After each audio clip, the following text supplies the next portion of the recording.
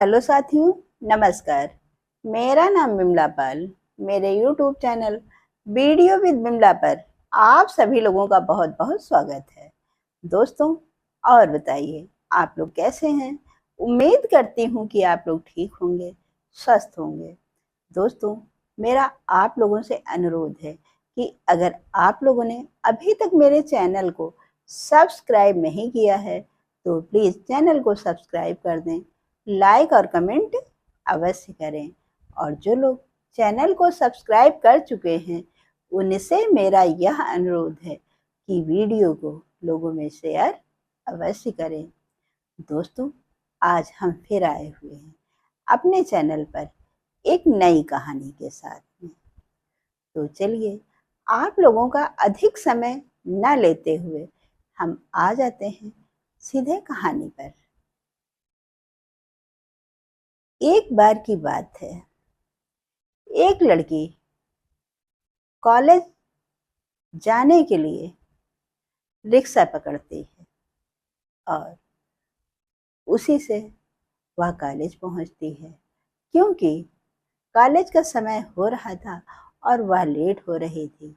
उस समय कोई ऑटो या टेम्पो वाला नहीं मिल रहा था।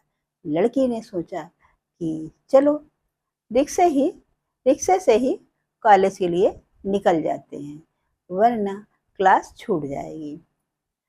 जब वह लड़की कॉलेज पहुंची तो उस रिक्शे वाले अंकल ने उस लड़की से पूछा कि बेटा, तुम्हारी कितने बजे छुट्टी होती है? वह लड़की ना चाहते हुए बोलती है 2 बजे। तब वह रिक्शे वाले अंकल बोले, ठीक है बेटा, मैं 2 बजे लेने के लिए आ जाऊंगा। लड़की कॉलेज के अंदर जाती है और जबकि वह अपने कॉलेज से फ्री होती है करीब 3 बजे, पर उसने उस रिक्शे वाले अंकल से झूठ बोल दिया था।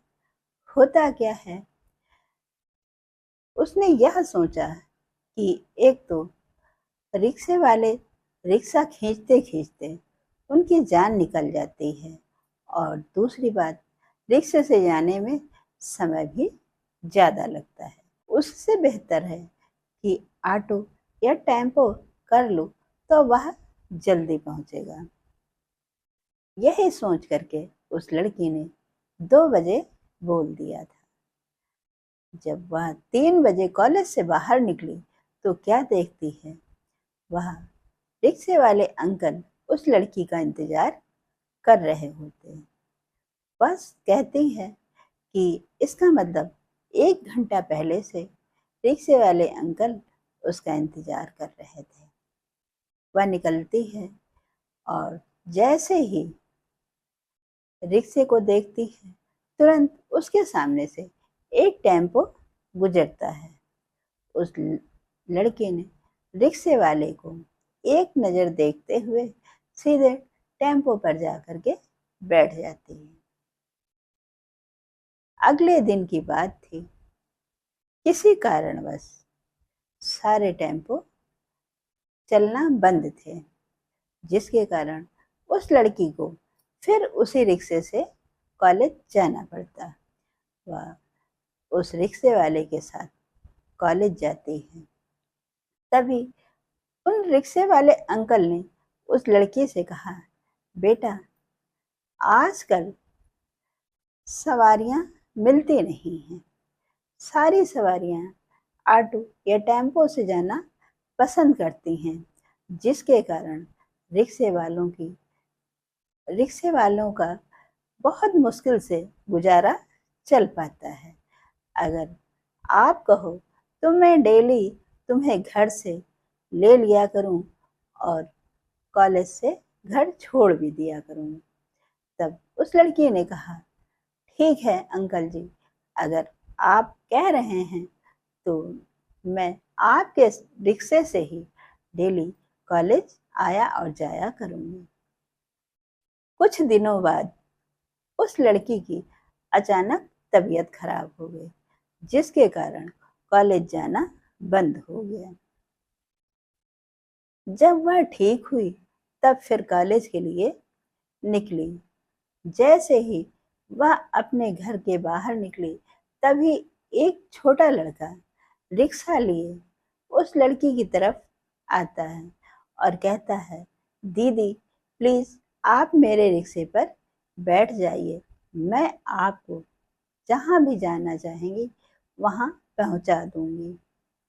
उस लड़के ने इतने प्यार से कहा जिसके कारण वह लड़की उस रिक्शे पर बैठ गई और रास्ते में उस लड़की ने उस रिक्शे वाले लड़के से पूछा, क्या तुम पढ़ने नहीं जाते हो? अभी तो तुम्हारी पढ़ने लिखने की उम्र है और तुम कब से रिक्शा चला रहे हो? तब वह लड़का बोलता है कि दीदी मैं तो आज ही रिक्शा लेकर के आया हूँ, क्योंकि मेरे पापा आज रिक्शा लेकर नहीं आए थे, जिसके कारण मैं लेकर के चला आया हूँ। तब वह लड़की पूछती है, क्या तुम स्कूल नहीं जाते हो? वह लड़का बोला, जाता हूँ, लेकिन स्कूल की फीस न जमा होने के कारण स्कूल वालों ने स्कूल आने से मना कर दिया और कहने लगे कि जब पूरी फीस जमा करोगे तभी स्कूल आने को मिलेगा, जबकि मैंने 500 रुपये पहले ही जमा कर दिए थे, पर 300 रुपये के कारण स्कूल वालों ने स्कूल आने से मना कर रखा है। तब वह लड़की बोली कि तुम्हारे पापा क्यों नहीं स्कूल क्यों नहीं रिक्शा लेकर जाते हैं? तब वह लड़का बोला, जब स्कूल वालों ने मुझे स्कूल से बाहर निकाल दिया तब मेरे पापा चिंतित हो गए और जिसके कारण वह बीमार हो गए। उस लड़की ने कहा, तुम्हारे स्कूल की फीस कितनी पड़ती है? तब उस लड़के ने बताया, 800 रुपये। और उसके बाद उस लड़के ने अपनी शर्ट उतारी और उसी से अपना पसीना पोंछता है और पोंछने के बाद उस शर्ट को रिक्शे की पीछे सीट पर एक किनारे रख देता है।